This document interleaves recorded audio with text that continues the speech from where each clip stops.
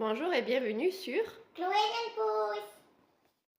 Alors aujourd'hui on va faire un sauvetage de ma Tradescantia zebrina.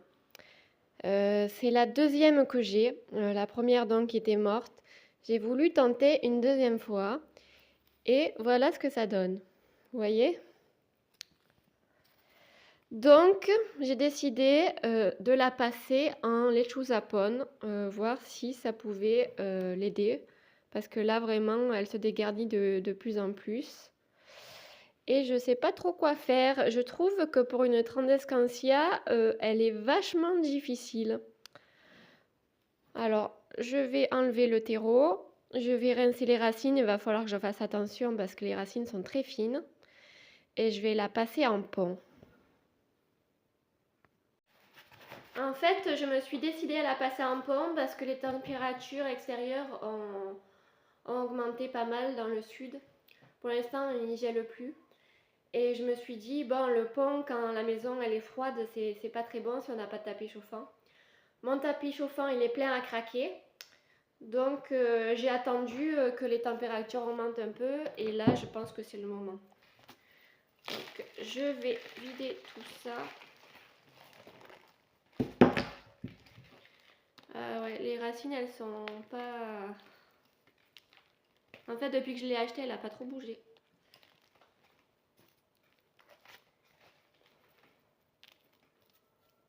Je vais enlever les feuilles mortes. C'est vraiment dommage parce que c'est une plante hyper belle. Regardez comme elle est pourpre dessous. Et le dessus, elle est magnifique.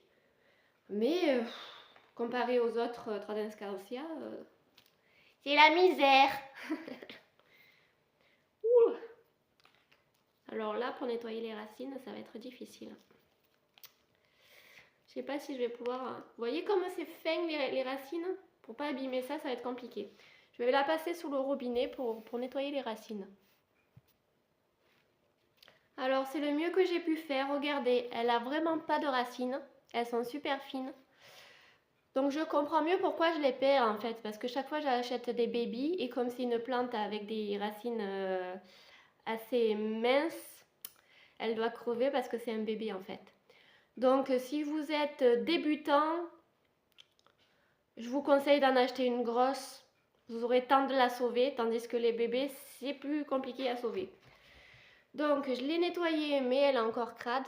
Mais vu la finesse des racines, je crois que je ne peux pas faire mieux. Alors j'ai découpé ma petite bouteille en plastique, j'ai fait mes petits trous dessous. On va mettre une bonne épaisseur des lechuzapón pour pas que les racines touchent l'eau et pourrissent. Hop, le seau est beaucoup trop gros, donc je ne vais pas le soulever. On va voir ce que ça donne comme ça. Et je vais mettre les bébés aussi avec. Il faut que je rince les racines des bébés. Des petits rejetons là que j'ai enlevés.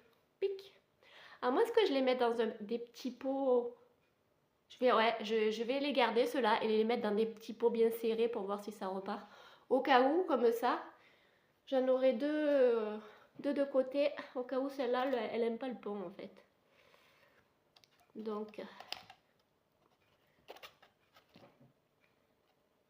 je vais aller chercher mon petit godet, ça sera plus simple pour mettre le pont autour. Il arrive à mettre boule. Voilà, j'ai trouvé un pot pour la mettre dedans avec l'eau. Pour ceux qui ne connaissent pas encore le lechuzapón et ceux qui n'ont pas vu la vidéo, j'en ai fait une pour expliquer comment on faisait, ce que c'était. Le pont, c'est un mélange de minéraux et en fait, on n'a que à rajouter de l'osmocote 6 à 8 mois après et gérer l'eau et c'est tout.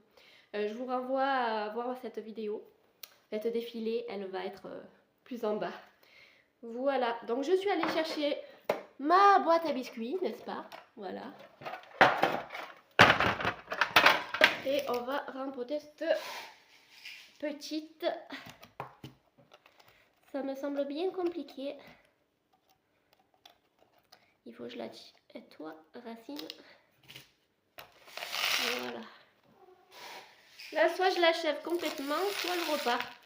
Ce que je vais faire, je vais essayer de lui trouver une petite place sur le tapis chauffant entre mes alocasias. Juste le temps qu'elle puisse repartir, croisons les doigts. Et après, je l'enlèverai de là. Et pour l'hiver prochain, j'achèterai un autre tapis chauffant parce que là, j'ai un 20 watts. Et c'est vite plein. Je pense que c'est bon. Hein. Et peut-être que je prendrai des lampes horticoles, peut-être. Parce que même si je suis exposée sud, il y a des plantes qui ont besoin de beaucoup de luminosité. Puis c'est bientôt la fête des mères, hein, au mois de mai. Peut-être une plante plutôt. Parce que là, après, ça va plus être le moment des tapis chauffants. Regardez, voilà ce que ça donne. C'est trop mimi. Alors, maintenant, ce qu'il faut, c'est la mettre dans un cache-pot.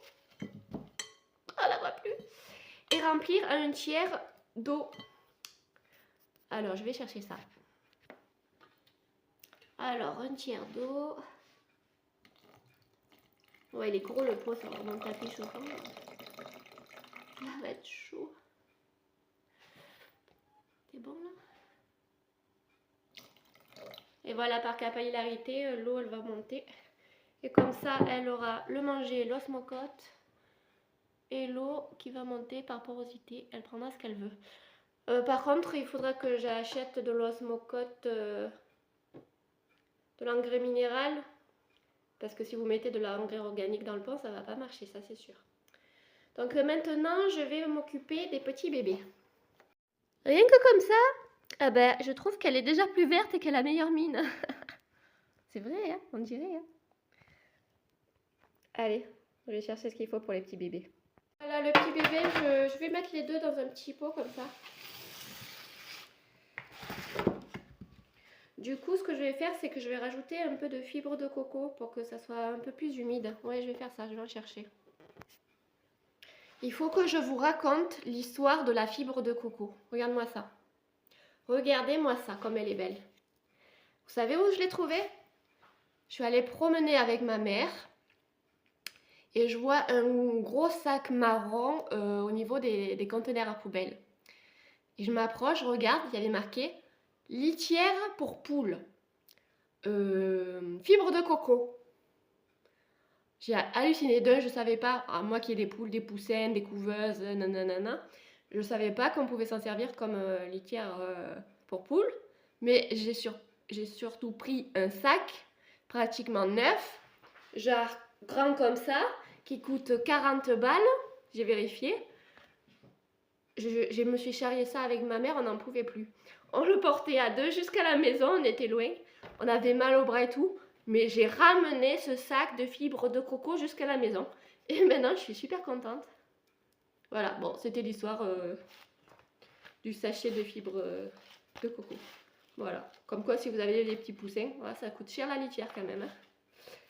Alors, est-ce que je mets des petites billes au fond? Oui, pour le fun. Allez, des petites. Petit calibre parce que là, sinon ça va prendre toute la place.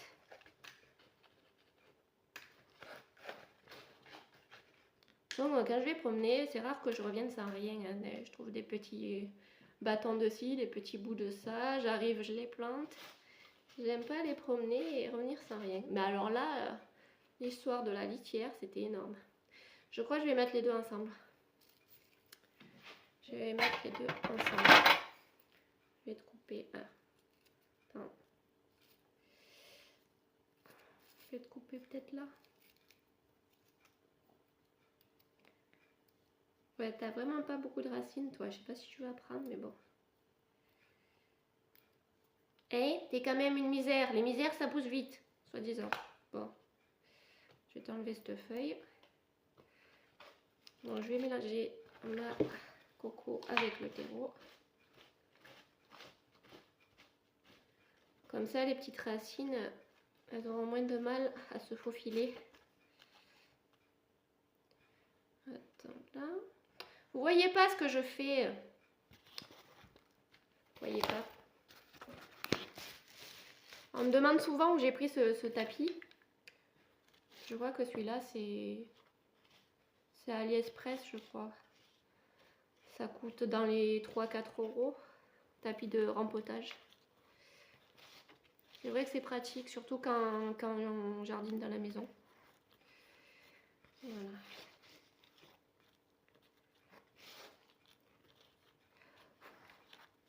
Voilà, celle-là. On va les arroser, les laisser comme ça. On va bien les mettre à la lumière.